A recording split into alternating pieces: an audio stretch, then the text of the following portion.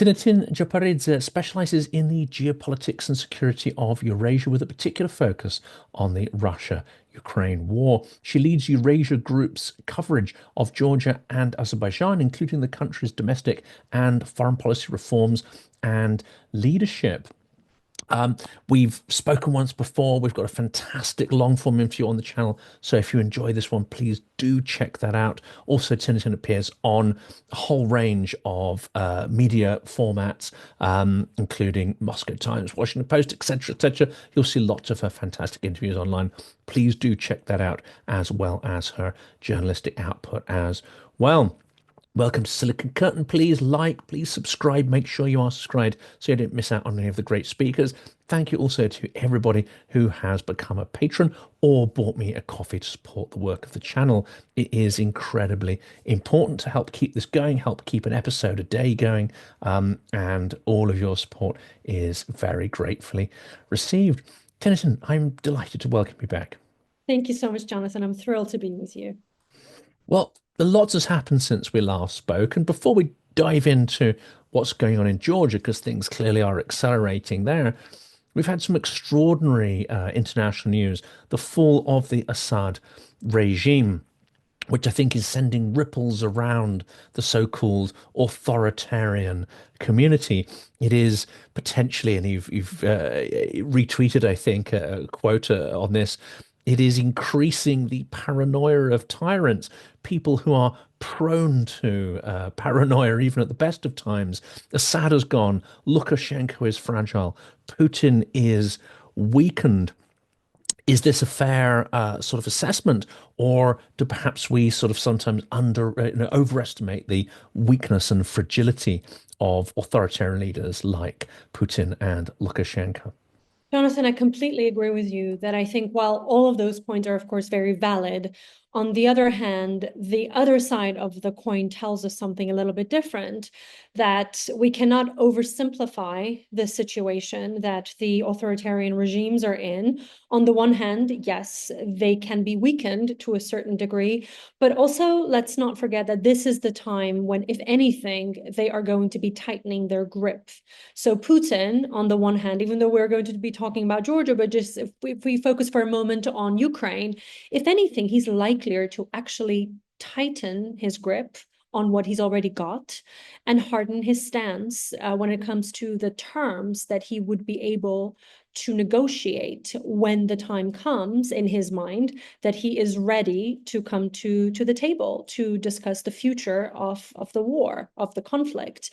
So it's really going to be a bit of a gamble. I think it's a matter of time at the end of the day, but we can certainly not underestimate the power that these authoritarian regimes have and the resources that they possess, including in Georgia's case, Bidina Ivanishvili, because of course he is not as weak as we would like to think he is. I think some of us, when it comes to wishful thinking, we tend to oversimplify the situation just a tad. And as much as I, of course, want there to be change in my native Georgia, I do also realize that he does have not just a lot of resources on his own, but also quite a lot of support and the backing of the Kremlin, including all of the tools that they've used thus far, quite successfully, unfortunately, in many parts of the region. And it's, we focus on the similarities. We'll do that in a minute because, one of the titles of the episode I'm toying with is Maidan in Tbilisi. But of course, there are some significant similarities, significant differences. But what's interesting about Ivanishvili, he's the power behind the throne, but there's a power behind him. So it's a little bit of a game of kind of Russian nesting dolls going on here, whereas Lukashenko is the figure and the face of the regime. If he falls, the regime falls. Here you've got a bunch of populist politicians, a bunch of, one could almost say, puppets, marionettes, where Ishvanili is pulling the strings, and in turn, one presumes his strings are being pulled from, a room in the Lubyanka or wherever that sort of command center happens to be. It's a slightly different arrangement, isn't it, from, say, Yanukovych or Lukashenko? Exactly, exactly. It is. And also the timing is very different. I think the world that we were living in 2013, 2014 was vastly different from the one that we are living through and also witnessing through our screens and the various social media channels that we follow, it's a drastically different landscape. Geopolitics are very different. The West is in a different place. And also, we've been there, done that, and bought the t-shirt and burned the t-shirt one too many times with Russia. So while in 2008 and 2014, perhaps there was a naivete of sorts when it came to the West and how they assessed Putin and how far they felt he would go, or rather not go, which was the expectation that he would not go all in when it came to an actual military intervention into Ukraine. Of course, now we can no longer afford to be as pragmatic, shall we say, as we were before. So it's a vastly different picture that we are looking at, and not just the internal factors, but also the external factors really matter here. And geopolitics, more than ever, plays a huge role, not just on the regional level, but more broadly as well. And I'll come back to that point as well. So, Maidan in Tbilisi. I mean, what is perhaps similar to the Maidan protests and what that led to is that essentially it is partly, you could characterize it as leaderless, ground up, and it has clear similarities. Now, there's some great strengths in that, aren't there? Because you can take out people who are sort of nominal leaders or figureheads, but there are many of them, and indeed that doesn't affect necessarily the energy of the movement. But there are benefits Mhm. and I would guess disbenefits to not having a sort of clear face and a clear leadership behind the protests. You are absolutely right, Jonathan. I think that is going to ultimately be, as you said, both the strength and the weakness of the current movement that we are seeing in Georgia at the moment.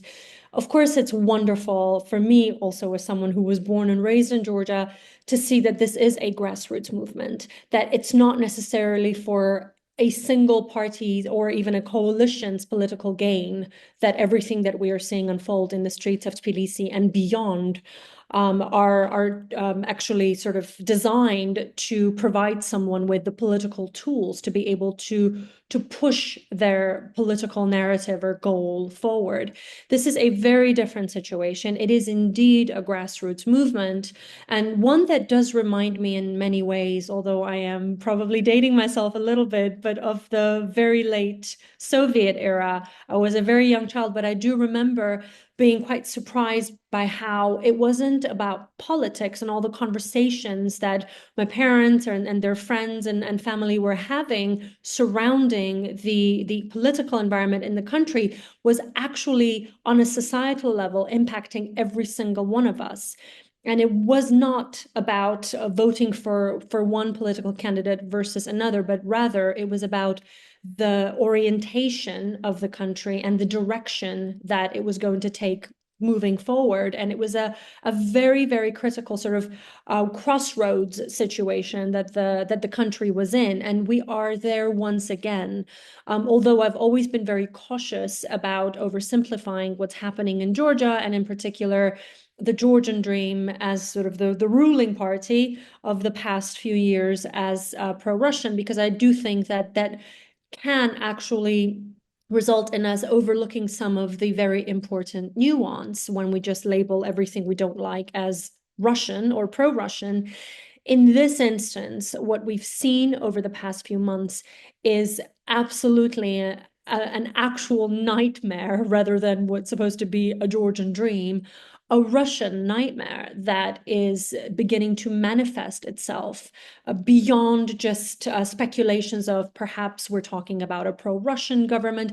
This is no longer about speculations. I think the Georgian Dream has actually taken its masks off and shown their own country and the world that they're not there to defend ideology, they're not there to defend values, they're not there to defend sovereignty or democracy, but rather, first and foremost, they are there to stay in power for as long as they can against all odds. And no matter what, they are going to fight until the very last minute. And if Russia is going to help them to remain in power for as long as they can stay in power, then they will be pro-Russian. If tomorrow it's China that seems like a more promising ally, then they will suddenly become very pro-Chinese. The issue here for the Georgian Dream is that they have to be extra cautious in how they actually talk about Russia as an ally, because they cannot be seen as an explicitly pro-Russian government. They need to be very careful because obviously the anti-Russian sentiment, and this is not necessarily aimed at the Russian people. We're talking here about the Kremlin and Georgia's very recent history, but also a 70-plus-year history under Soviet occupation that still rings true. And those memories and that trauma is still very much alive and palpable. So that is why they have to be careful so that they don't completely alienate their own constituents as well. And alienating their own constituents is a big risk, because those who do support the Georgian Dream, there is that paradox of them on the one hand wanting the Georgian Dream to stay in power, but then on the other hand, they absolutely do not want Russia. And they very much would have preferred to stay sort of pro-European and pro-Western enough, and at the same time try to bear in mind the regional and security-specific issues and realities that Georgia has to exist in. So they were a little bit perhaps more being pro-Eurasian more than anything else. But now we are seeing that the Georgian Dream's claims of being a multi-vectored policy government, that is starting to crumble down, because little by little it is becoming very clear that it's not about being a multi-vector foreign policy holder, but rather a policy that will enable them to retain their control of the situation and governance. And that is extremely concerning to those of us who follow the country, who follow the region, because the ripple effect, as you noted, can be huge beyond just the South Caucasus. And of course, there have been many recent things, from the speeches of Ivanishvili to the Prime Minister, and they have parroted a lot of Kremlin talking points. It started with talking about Ukraine in those terms, which perhaps they could partially get away with, to the point now where maps have been shown that do not include those territories of sovereign Georgian territory occupied by Moscow. So these narratives have sort of crept in. So they are clearly taking a risk. The other aspect of their behavior, and I think last time we spoke, we speculated that if they are essentially a Russian puppet organization, then they will follow a certain route down state capture. They will almost certainly resort to extreme brutality against their own people if they are following the Russian playbook.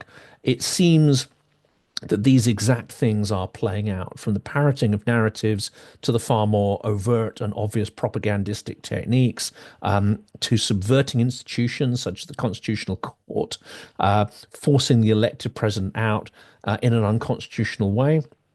To obviously the clear election violations. But now you have beatings, you have titushki, you have gangs following people around. It is going down the pure Lukashenko, Berkut, Russian playbook route, almost note for note. Absolutely, absolutely. And I think the situation is spiraling out of control far faster than you and I could have anticipated when we last spoke about this. I think it was in the early summer, shortly after the Foreign Agents Law was brought back, and we saw the public resistance. And yes, we knew that it was unfortunately moving in this very direction, but the speed and the scale at which the Georgian Dream has been able to sort of escalate is rather scary, and it's very difficult to predict what they'll do next. I think the crackdowns are far from over. Certainly, this current wave of protests was the intensity was palpable the first few days. And on the one hand, we all started getting a little bit used to it, and plus Syria happened and Assad, and suddenly the media attention shifted away from the small Caucasus country back to the Middle East again. So there may be this sense of, oh, well, things are not as bad anymore, and it's starting to calm down. But I think this may very well be the calm before the actual storm kicks off. And that is the big fear. How far is the Georgian Dream's leadership willing to go, including against their own people, in order for a few of the political leaders to stay in power and continuing this sort of game that they are now starting to play? It's a very risky one. It's a very dangerous one. And the fact that the country is increasingly going to be isolating itself as a result is not such great news for the Georgian Dream either. I think they're going to be clinging on to any and every opportunity to try to convince us all that ultimately they have the legitimacy from other countries' leaders, which it's probably good news for them if Viktor Orban says a word or two that's positive. Probably less so the very positive messages coming out of Moscow, because again they have to be very careful. It's very risky business when they start sort of referencing some of the compliments that they're receiving from Moscow. But nonetheless, they are in this little bit of a risky situation themselves, and they realize it. They've cornered themselves in many ways. And let's not forget that this was of their own doing. I think both bringing back the foreign agent law as well as halting the EU accession process, it was an absolute miscalculation of their own people, of public sentiment and their tolerance for essentially getting away with anything and everything, which at some point they started believing that they are so immune that they can get away with anything. And then on the other hand, also miscalculating the fact that the Georgian people don't just want to see their EU and Euro-Atlantic aspirations in the constitution, which is, of course, extremely important, but it is at this point part of their identity. It's part of their DNA. So taking something so vitally important and such an integral part of one's identity away from them, when on the other hand, the government is talking about the country's sovereignty and national identity and all the rest of it, makes absolutely no sense. So many in Georgia, the reason they're out in the streets of the country is not just because they don't like what happened during the elections and they're contesting those election results, the manipulation, the absolute sort of ridiculous, repression is what we're seeing now, because we can no longer just talk about this as crackdown, but an actual repressive regime. But they're also against being told who they are, when it is so very much against their identity, the core of their identity. They have been fighting for this European future, as cliche as it may sound, for many, many decades. And this is not just overnight that the Georgian people decided they want to join the European Union because they want an EU passport. So really, in a nutshell, the government is now going against the will of their own people, the same people that over 12 years ago actually brought them in and elected them through a democratic process. So it's deeply hurtful for many who were very serious and avid supporters of the current regime. And this is an interesting point, isn't it? At what point does a legitimate elected government become illegitimate? What is the Mhm, tipping point mhm. for protesters to see it not as a political process or challenging institutions, law, and rulings, but a very fight for those concepts? I mean, it seems that at some point in the last couple of weeks, Georgia has definitely gone from one stage to the other. The challenge, of course, we see is that democracies are not used to fighting back.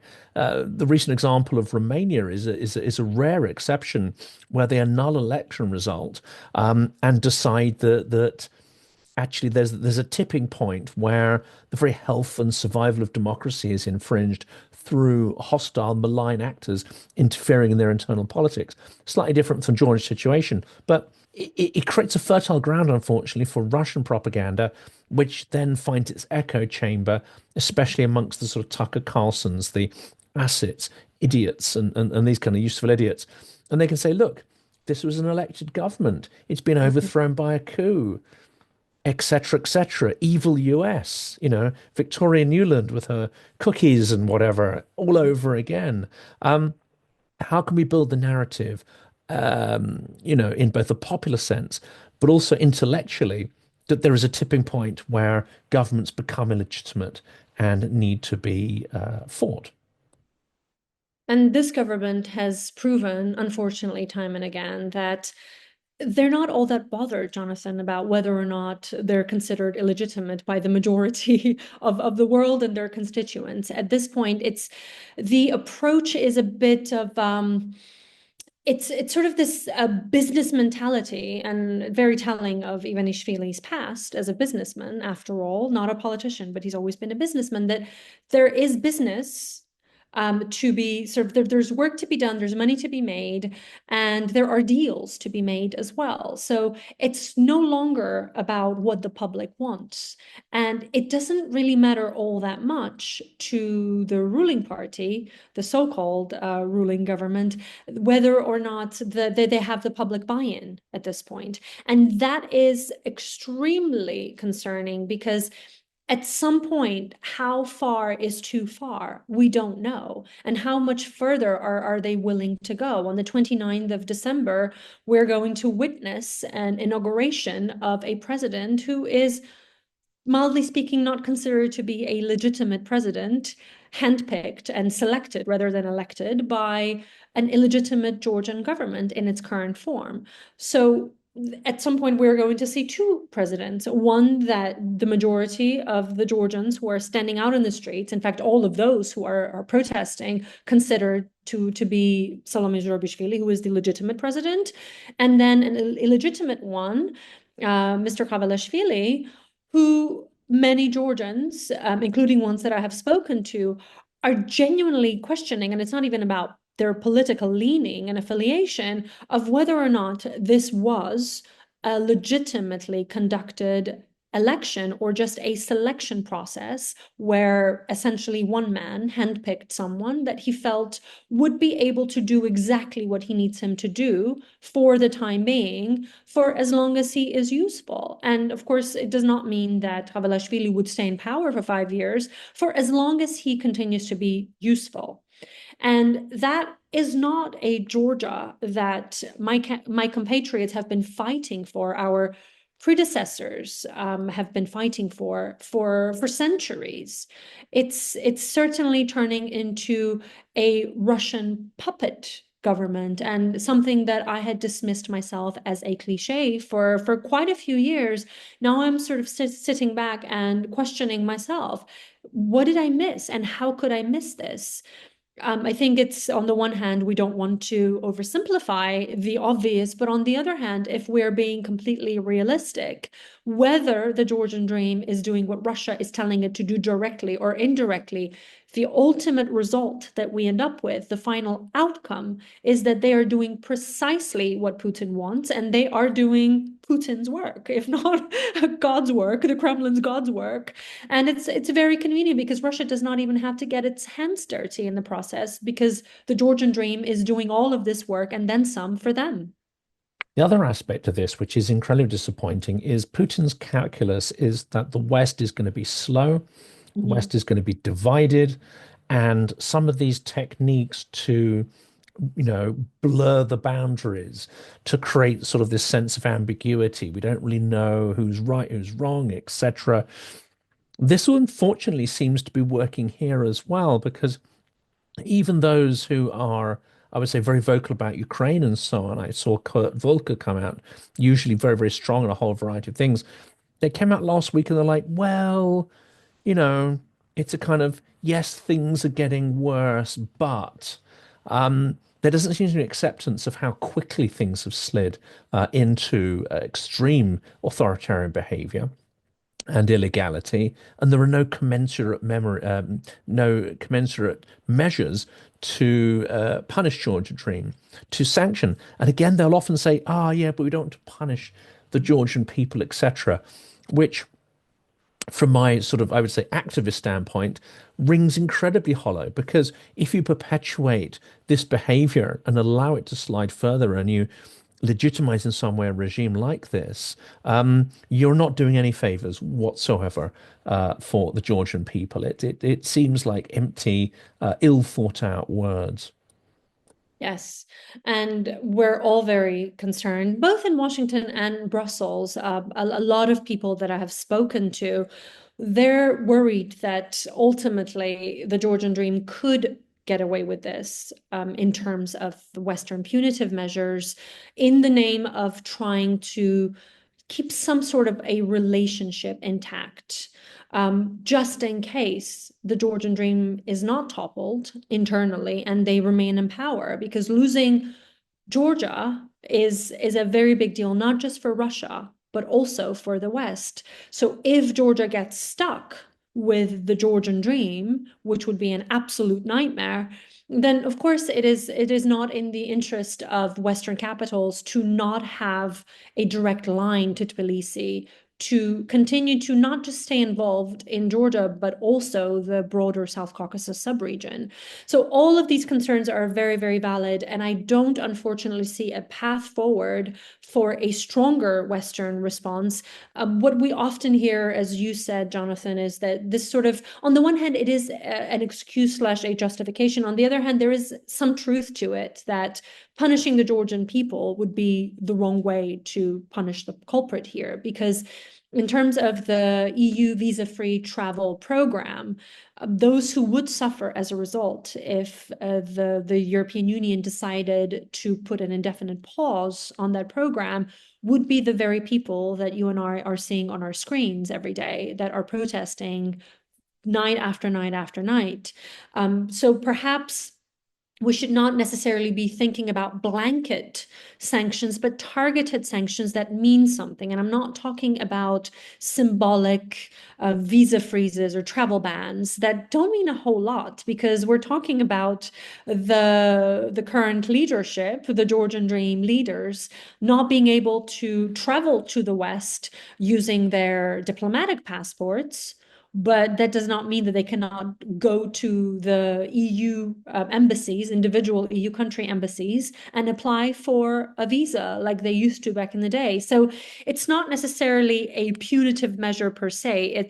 It's very symbolic. And unfortunately, there's a lot of disappointment and disillusionment among my compatriots back home in Georgia who feel that they've been left to their own devices, and they're feeling as though they've been left alone, and they have to muddle through this process and somehow find a solution on their own, which would have made sense the first few days of the protest, so that no one could ever say that the West meddled in the process. And of course, we've been there and done that, and we've heard these claims and these allegations in the past. But at some point, when the people have done what they could, and they continue to, and they're being resilient, and they're trying to fight against the regime and the direction in which the regime is dragging them, the entire country, we do need to see a stronger Western involvement, because after all, Georgia has been an ally, and the West has been the strongest, both Europe as well as the United States. They've been the strongest Georgia ally. So the Georgians now need that support more than ever. And we're not just talking about words of criticism and condemnation, but actual actionable punitive measures that mean something, that will show Bidzina Ivanishvili and his government that there is a price to pay, that they cannot go on indefinitely doing whatever they want to in the country, because it's not a company that they're running. This is a country, a democratic country. And there's some extraordinary speculation recently, and this comes from the activist community, so I don't know whether this will pan out, but it was suggested that, look, Syria, actually, Syrians had a lot of affinity with Ukraine, both fighting extreme Russian brutality and the sort of Grozny technique of leveling cities, etc. So they got experience of that. But it was suggested that there are a lot of Georgians, some of the most active uh, and dare I say it, those who perhaps are in a better position to resist the violence of the paramilitary police in Titushki. You could see a lot of Georgians coming out of, doing service in Ukraine to support at home, but equally you could see some Syrians coming across in order to tackle Russians on the next great front. I mean, could this tip the balance if this were to happen and Georgians were to come home? Well, it could, but it also depends on the timing. I think the momentum is now, and the time is now.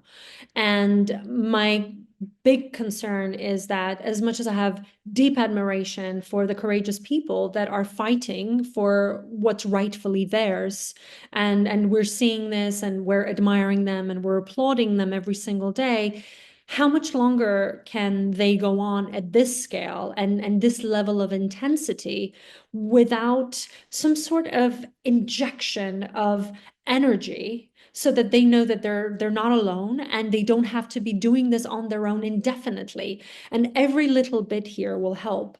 The biggest issue is for the country to avoid any sort of bloody revolution. Nobody wants that. Nobody wants bloodshed. And I think so far the consensus is that at least when it comes to the protesters, they're saying that they're going to go, for as long as they have to, they're going to go on and they will go as far as they have to, but they do understand that the risk here is a provocation, and they are very sober in how they assess these provocations from the other side, from the Georgian Dream, and they are so far trying to avoid it as much as they can, contrary to what the state-run channels are telling us in Georgia. We've seen no provocations from the protesters, and they have been peaceful. If anything, the provocations from the other side have been escalating at an alarming speed. And I'm very worried, and I'm watching the protests very closely every single day, and not just sitting back and thinking, well, here's another day of protest, day 21. Every single moment matters, because one faux pas, one misstep in that wrong direction could be the end of it. And that is the fear. So whoever can support these people and give them the energy and extra courage they so need will matter a great deal. But I think here we do need to understand that without a stronger Western response, and I keep going back to my previous statement, that without the West, these wonderful people that have so much courage in them, they will not be able to go on indefinitely. And also, we do understand that we're getting into a holiday season, and in Georgia, much like the rest of the region, it does go on for quite a while, well into the middle of January after the old New Year. So is there a chance that there could be a little bit of a lull? I don't think that the protests will dissipate, which is exactly what the Georgian Dream wants. But there may be flare-ups here and there may be fluctuations that we're going to see. But in terms of people accepting this reality as their future, for the foreseeable future at least, I think we can rule that out already. The only thing that could get the Georgian people to take a pause, go back home, and wait for that next step is for the government to put a date on the calendar for snap elections. I think new elections and putting an actual date on it, elections that will be observed by international independent observers and an independent Central Election Commission, CEC, that will be vital. So we're not just talking about part two of the previous election that we saw in October, but something that we can talk about in tangible terms, and not just immediately dismiss it as yet another attempt for the Georgian Dream to show us how powerful they are. I don't think that will work again. And that was one of their miscalculations for how far they went in manipulating the results. And I'm not just talking about numbers, but everything leading up to the election. We can agree, no matter which side one is on, that these were far from free and fair and transparent elections. And that is precisely what the Georgian Dream does not want, and exactly what the Georgian protesters are demanding, and something they have every right to demand as a democratic country.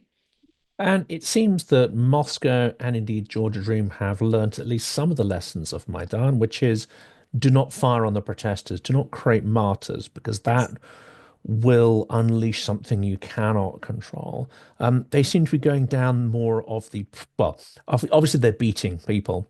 Of course. They're humiliating people. They're causing, extreme maiming and so on. But they're stopping short, it seems, of Mhm. actually sort of killing and full torture, although partial is certainly taking place. So they're looking to sort of maybe not create that tipping point, Mhm. as happened in Belarus and Ukraine. But at the same time, there also seems they are utilizing all the machinery of the state, from using the courts to issue subpoenas to people. They're starting to go through people's places of work. They're threatening people's livelihoods by increasing that sort of those oligarchic techniques, those Soviet techniques of essentially making sure that all status, all privilege, all wages, all material property essentially flows from the state. So you can control every aspect. They seem to be really ramping that up. That's difficult to fight against, though, isn't it? That's quite surreptitious and yeah, very difficult to organize against. Yes, it is. And also the tipping point that you mentioned, Jonathan, I think that's something that, yet again, the Georgian Dream could actually miscalculate on that front. Because at some point, yes, they do want to avoid that tipping point. They're waltzing around it and they're tiptoeing around it every now and then when they try to sort of de-escalate, or so they claim. But at some point, the situation could get out of hand. And if there is one thing that I am genuinely very afraid of, is the Georgian Dream being unable to keep the lid on the situation, where it spirals out of control to the point where they're no longer able to manage it on their own.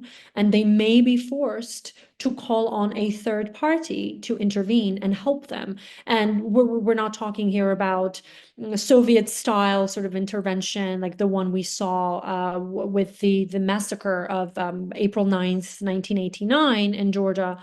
We're not talking about Russian tanks per se, or a classic sort of traditional military intervention, but nonetheless, Spetsnaz, little green men, we could see all of that if the Georgian Dream feels that they're unable to maintain some sort of control on their own, and there could be an order from the top, from the vertical of power, that essentially pushes them to make that dreaded phone call to Moscow for an implicit, because I doubt it would be explicit. They just simply could not get away with it when it comes to their constituents. There will be a very serious uprising they will never, ever be able to control.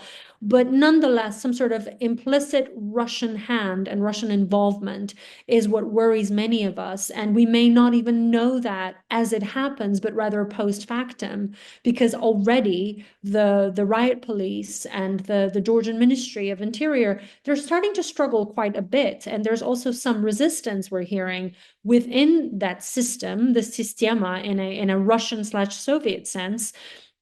And they're having to control that situation as well, because there aren't we're not talking about a Soviet era Ministry of Interior that's going to do whatever the big boss says. And also, there is no ideology anymore. We are talking about a government that is not driven by ideology. At some point, these riot police officers, they also have mothers and brothers and aunts and neighbors and friends, and they don't want to keep beating them every single day. It's come to the point where there may be that moral compass that kicks in. I'm just hoping that it'll be of a sort of wider scale, and not just a handful of people that have tried to resign over the past weeks, but many, many, many groups of them will say enough is enough, and they will start to stand on the other side with the people. If that happens, and if we see that at a larger scale beyond just a few attempts to resign, then we are talking about the Georgian Dream being done. And if anything, in terms of how all of this ends, that we can already speculate about with some degree of confidence, it's not so much external factors that will end the regime and that will end the reign of the Georgian Dream, but rather, I think we are going to be talking about internal processes, internal factors, an actual deterioration and slow but sure disbanding and collapse of the system from within. That I don't believe the Georgian Dream is ready for. We'll be watching out for that tipping point. We'll watch out for that moment when that kicks in. And of course, we hope it kicks in, because the alternative is too terrible to contemplate. And the last question, the last thought to leave with is, if this process of state capture is successful, if the repression is successful, then it's not the case that people will just sort of go back and go, oh, well, that didn't work. You may well see an exodus of activists, civic society leaders, even career diplomats, politicians, academics, you're going to see an exodus of, I would say, the cream of Georgian society, the most active people in society. That's disaster for the country. And of course, it puts further strain on Europe. It leaves Georgia far, far diminished. Yes. And we've all seen this happen before in other parts of the region, in what Russia likes to call its near abroad. And let's face it, we've also seen this in Russia when we were watching a very different Russia on our screens in the late 90s, early 2000s, when it all started to take yet another turn toward the darker side. And I'm very worried that if the state capture is successful, then the brain drain and just an overall exodus of, as you said, the crème de la crème of Georgians who have brought such richness and such culture to the country and to those around them, and the very sort of the pearl and the diamond of the Soviet Union. One of them was certainly Georgia. And if they all feel that they are not welcome in their home country anymore, then what we are going to see is going to be reminiscent of the early 20th century, which nobody wants to see anymore. And people don't want to feel that they don't belong in their own hometown, in their own country. But it is very, very fast moving in that direction where speaking up may become problematic, mildly speaking. And it might be so dangerous to just come out and say what one really thinks. And this will, of course, have tremendous impact, not just on today's situation, but the generations to come. And again, as I was saying earlier, our ancestors did not fight for this. Many fought and died for Georgia's freedom, sovereignty, and democracy. And we lost that fight once already to the Soviet Union. And I strongly believe that the Georgian people are not willing or ready to lose that fight again to post-Soviet Russia.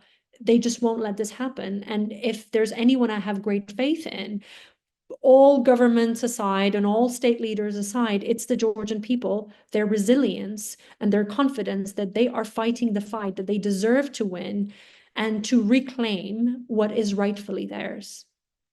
Ensign, thanks so much for sharing those strong words and thoughts, and of course, ways in which people can resist and ought to resist this kind of authoritarian slide. Thank you so much for coming back on the channel again. It's always a huge pleasure, and your insights are always invaluable.